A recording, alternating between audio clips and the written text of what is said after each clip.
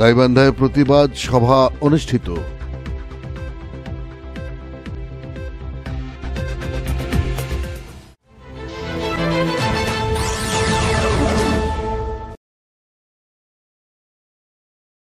আসসালামু আলাইকুম।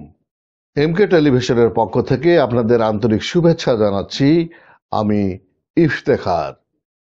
শুরুতেই শুনলেন সংবাদ শিরোনাম, এখন ডেস্ক থেকে বিস্তারিত।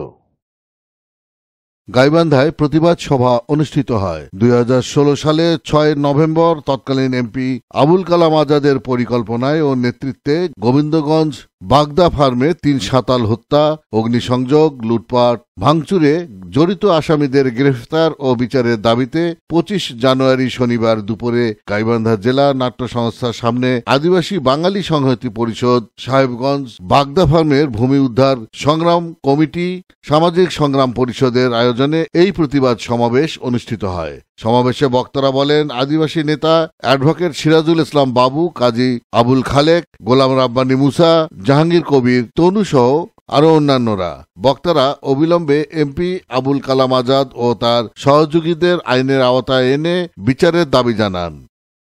Iftekhar, news desk, MK television. যারা আন্দোলন করছে তাদেরকে প্রথমে অভিনন্দন জানাই।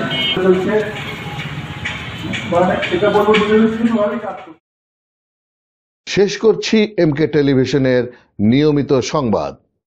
এতক্ষণ আপনারা আমাদের সাথে থাকার জন্য অসংখ্য ধন্যবাদ।